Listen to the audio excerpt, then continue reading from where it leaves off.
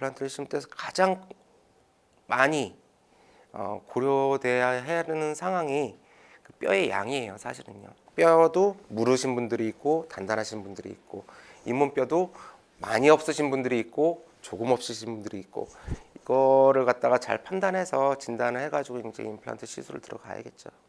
공이 많이 들고 기간이 오래 갈 뿐이지 저희 명지병원에서 지금 못하는 임플란트는 없다고 생각하시면 되세요. 뼈가 많이 모자른다라고 하면은 여기 엉치뼈에 떼서라도 입안에 이식을 해요. 나는 이건 도저히 못 참겠어. 그러신 분들이 계세요. 나 어떻게 해서든지 임플란트 할 거야. 어떻게 하겠어요? 해드려야지 그럼요. 그러면은 각오 단단히 하셔야 됩니다. 말씀을 드리고 이제 이식을 하게 되는 거죠. 골다공증 약 같은 경우에는 저는 무조건 3개월 이상 끊으라고 하거든요. 그래야지 저희도 잇몸에 무슨 시술이라든지 아니면은 이를 뽑는다든지 이런 걸 갖다 할 수 있기 때문에, 당뇨가 있으신 분들이 잇몸이 좀 괜찮았다가 급속하게 안 좋아지는 경우가 간혹 있어요. 혈압약 드시는 분들, 투석 받으시는 분들, 잇몸이 안 좋아지는 경우가 좀 많아서 그런 분들이 이제 치과에 오신다고 하시면 대개 다 1년에 한 번씩 스케일링 꼭 받으세요라고 말씀을 드리는데, 사실은 1년보다 한 반년에 한 번씩 스케일링 갖다 꼬박꼬박 받으시는 게 맞는 얘기 아닌가, 그렇게 생각이 들기는 해요.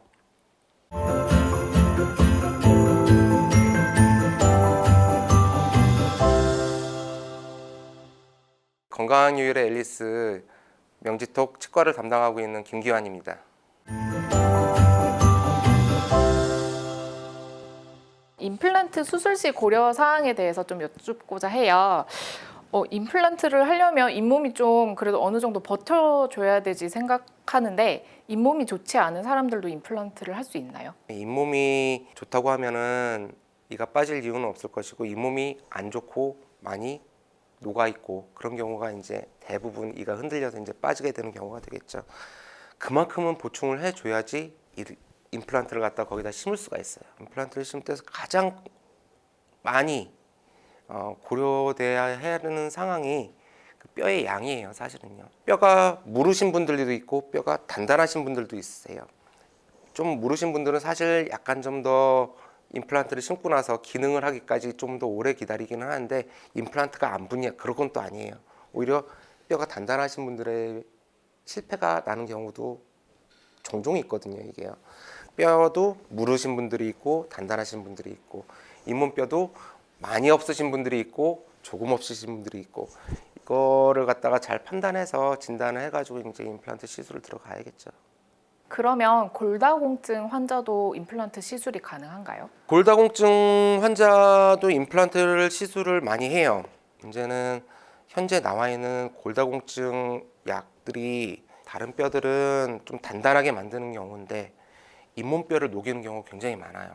골다공증 약을 갖다가 계속 드시거나, 그리고 시술을 받으시거나 아니면 뭐 주사를 맞으시거나 이렇게 이제 하셨던 분들이 일정 기간이 지나서 잇몸뼈가 녹거나 아니면은 골수염처럼 이렇게 잇몸뼈 자체가 죽어서 오시는 분들이 굉장히 케이스가 많아졌어요. 치과 안에서. 그건 석 달 이상 이제 끊었다가 뭐 죽어 있는 뼈를 갖다 드러낸다든지 아니면 거기다 이제 임플란트를 심는다든지 이식을 한다든지 그렇게 하는 과정을 갖다 거치고는 있죠. 그러면 반대로 임플란트를 하고 나서 뭔가 더 이제 잘 붙으라고 드리는 약도, 제조하는 약도 있으세요? 비타민 D 종류부터 시작을 해가지고 뭐 칼슘 제제 뭐 여러 가지가 있는데, 처음에 임플란트를 심고 나서 가장 중요한 거는 사실 상처가 아무는 거예요. 상처를 잘 아물게만 하면 뼈랑 붙는 데는 사실 그렇게 큰 문제는 없어 보여요. 다만 처음에 상처가 잘 아물게, 그리고 아프지 않게 항생제하고 진통제 정도만 이렇게 쓰고는 있죠, 저는요. 금속 알레르기가 있는 사람도 임플란트 수술이 가능한가요? 임플란트 재료 자체는 타이타늄이고, 타이타늄에 알러지만 없다면 다 가능하죠. 그거는요. 포장을 딱 벗기면 사나하게 감싸면서 이제 그게 이제 잇몸뼈에 이제 들어가게 되는 거거든요. 그냥 금속 알러지인데 금에 조금 있어요, 아니면은 뭐 저 쇠에 있어요, 알루미늄에 있어요, 그 정도는 제가 본 적은 있어도 타이타늄에 알러지가 있다는 분들은 본 적은 없었어요, 저는요. 발치한 지 오래된 치아 또는 틀니를 오래 한 사람도 임플란트 수술이 가능한가요? 공이 많이 들고 기간이 오래 갈 뿐이지 저희 명지병원에서 지금 못하는 임플란트는 없다고 생각하시면 되세요. 뼈가 많이 모자른다라고 하면은 여기 엉치 빼서라도 입안에 이식을 해요. 나는 이건 도저히 못 참겠어. 그러신 분들이 계세요. 나 어떻게 해서든지 임플란트 할 거야. 뭐 어떻게 하겠어요? 해드려야지 그럼요. 그러면은 각오 단단히 하셔야 됩니다. 말씀을 드리고 이제 이식을 하게 되는 거죠. 나이가 최고령이어서 안 된다, 아니면 너무 어려서 안 된다, 그 나이 제한이 있을까요? 본인의 체력 문제 아닐까요? 90세가 넘으셔가지고 활기차게 걸어 다니시는 분들도 계시고 60세 간 넘으셨는데 몸 좀 누우신 분들도 계시고 체력이 안 되시면 못 받는 거죠. 수술에 대한 부담이 있으니까 아무래도요. 임플란트는 성장이 마친 다음에 심어야지 돼요. 임플란트가 왜 성장이 마친 다음에 이제 심어야지 되냐? 뼈는 자라요.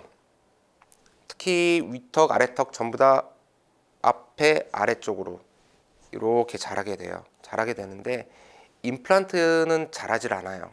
이는 같이 자라나는데 임플란트는 자라지 않기 때문에 임플란트가 딱 여기 위치하고 있는 상태에서 나머지만 이렇게 자라는 거죠.